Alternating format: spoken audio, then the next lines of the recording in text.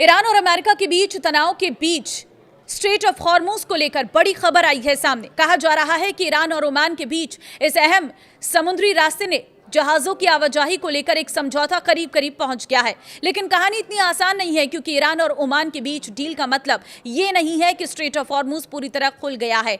तो आखिर ईरान और ओमान के बीच क्या डील हुई है, और अगर ये रास्ता लंबे समय तक बंद रहा तो भारत समेत पूरी दुनिया पर इसका क्या असर पड़ेगा। चलिए पूरी कहानी समझते हैं इस रिपोर्ट के जरिए। नमस्कार, मैं हूं आपके साथ ममता तिवारी और आप देख रहे हैं न्यूज 18 का digital platform. Straight of Hormuz में महीनों से जारी तनाव के बीच ईरान और ओमान ने समुद्री यातायात को मैनेज करने के लिए एक अहम समझौता किया है। ईरान और ओमान ने स्ट्रेट ऑफ हॉर्मुज में कमर्शियल जहाजों की सुरक्षित आवाजाही के लिए अलग एंट्री और एग्जिट रूट तय किए हैं। ये महीनों से जारी समुद्री संकट के बीच पहली बड़ी कूटनीतिक कामयाबी मानी जा रही है। इसे दुनिया के सबसे अहम तेल समुद्री रास्तों को सामान्य करने की दिशा में पहली बड़ी कूटनीतिक कामयाबी माना जा रहा है। हालांकि अभी इन रूट्स ने पूरी तरह सामान्य अंतर्राष्ट्रीय शिपिंग शुरू होने का रास्ता साफ नहीं हुआ है। ईरान ओमान की क्या जिम्मेदारी है? समझौते के तहत ईरान आने वाले कमर्शियल जहाजों की ट्रैफिक को संभालेगा, जबकि ओमान बाहर निकलने वाले जहाजों की निगरानी करेगा। दोनों देशों ने टकराव और सुरक्षा संबंधी घटनाओं को रोकने के लिए अलग अलग शिपिंग कॉरिडोर तय किए हैं। फिलहाल दोनों देशों की तकनीकी टीम इन रूट्स के संचालन, कम्युनिकेशन सिस्टम और पर्यावरण सुरक्षा से जुड़े नियमों को अंतिम रूप दे रही है।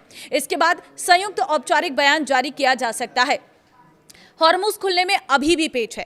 इस समझौते का मतलब ये नहीं है कि हॉर्मुज से दुनिया के सभी जहाजों की आवाजाही तुरंत सामान्य हो जाएगी। ईरान अभी भी कह रहा है कि पूरी तरह कमर्शियल नेविगेशन बहाल करने के लिए अमेरिका को अपनी नौसैनिक नाकेबंदी, सैन्य दबाव और आर्थिक प्रतिबंधों को खत्म करना होगा। यानी समुद्री रास्ते का नक्शा तैयार हो गया है, लेकिन हॉर्मुज का ताला पूरी तरह खोलने की चाबी अभी कूटनीतिक बातचीत के पास है।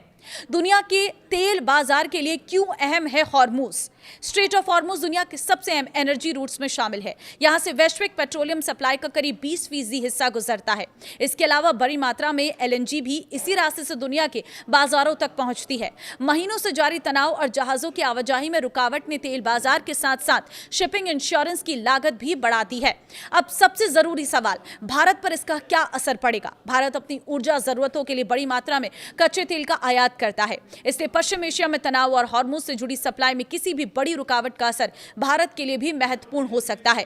अगर तेल की अंतर्राष्ट्रीय कीमत लंबे समय तक ऊंची रहती है तो भारत के लिए आयात बिल बढ़ सकता है। साथ ही शिपिंग और इंश्योरेंस लागत बढ़ने से भारत के आयात निर्यात पर भी दबाव पड़ सकता है। हालांकि वास्तविक असर इस बात पर निर्भर करेगा कि हॉर्मुज संकट कितने समय तक चलता है और वैश्विक बाजार वैकल्पिक सप्लाई और दूसरे समुद्री रास्तों से कितना संतुलन बना पाता है। तो अब सबसे बड़ा सवाल है कि क्या ईरान और ओमान की डील से हॉर्मुज संकट खत्म हो जाएगा?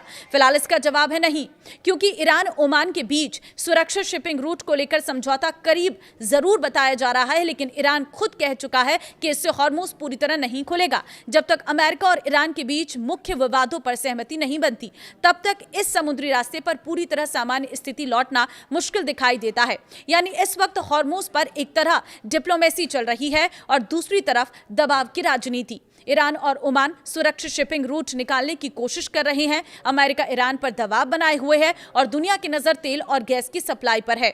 अगर हॉर्मुज में आवाजाही सामान्य होती है तो ग्लोबल मार्केट को राहत मिल सकती है, लेकिन अगर संकट और लंबा खिंचा तो तेल, शिपिंग और महंगाई तीनों मोर्चे पर दुनिया को बड़ा झटका लग सकता है। अब देखना होगा कि ईरान और ओमान की इस संभावित डील वास्तव में कितनी कारगर साबित होती है और क्या इसके बाद अमेरिका और ईरान के बीच भी कोई बड़ा समझौता हो पाता है, क्योंकि हॉर्मुज सिर्फ एक समुद्री रास्ता नहीं, ये दुनिया की ऊर्जा सप्लाई की सबसे अहम लाइनों में से एक है। अब आपकी क्या राय है इसमें? मुझे कमेंट में जरूर बताना। इस वीडियो को शेयर कर देना। नमस्कार।